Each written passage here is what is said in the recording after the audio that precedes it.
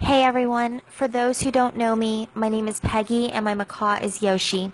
I am the original creator of the Facebook group Parrot Free Flight International.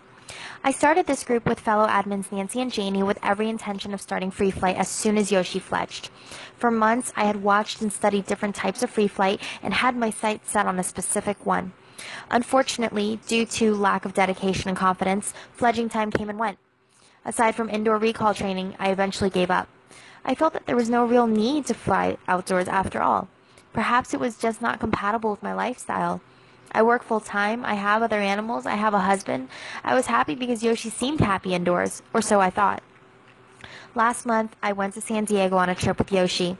The trip was for personal reasons other than free flight. Well, after being Facebook friends with Nancy for almost a year, we figured it was time that we had to meet each other. Of course, I wanted to see Nancy free fly her birds. It was amazing. I was in awe at the beauty of natural outdoor free flight. Not only were Nancy's birds breathtaking in the open sky, but they were happy. I could see it in their eyes and their body language. The love and bond between them was unlike anything I've ever seen. Well, I made the mistake of thinking my bird was bonded enough and had enough recall training to give it a go. Here's the thing. A bond with an indoor flyer is nowhere near as strong as an outdoor free flyer. Training is another factor. This bond and trust is built through flying together. It's difficult to put into words, really. But anyways, I let Yoshi go. She landed in a tree because she was too exhausted to return. She was also too high up. Indoor height training didn't prepare her for descending from that kind of height.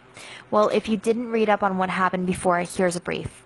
Yoshi spent the night in a tree with me camped below in a car, and the very next morning she was chased out of it by crows and then a hawk. She was lost for 2 days and found by Nancy on the morning of the third day. Luckily, she learned a few skills during the even well-known people in the free flight world have lost their parrots, some multiple times. I knew what I had to do and exactly the type of training I had to complete. What I did will seem crazy to most people. Heck, my family and friends have all called me insane. As soon as I got home to Florida, I booked another trip back to California for free flight training. Funds are tight. I just got married in February. My husband started a new job, and I had already taken time off from work for my previous trip. That's a bit over a month of not working in total. Why did I do this? Because Yoshi's time was running out. I didn't want her to forget what few skills she learned on her own, and she was already so old to begin free flight lessons. I had a slim window of opportunity to do this for her. I knew I had to take it. Well, after almost 3 weeks of intense training with Nancy, the difference is amazing. I know you will think I'm making it up, but I'm not. Yoshi is so much happier and she's getting into shape.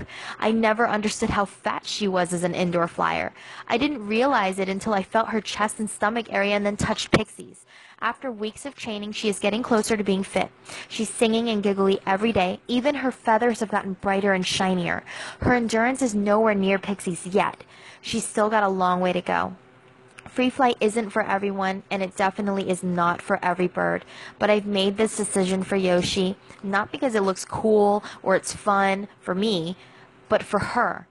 Her health and her happiness means the world to me.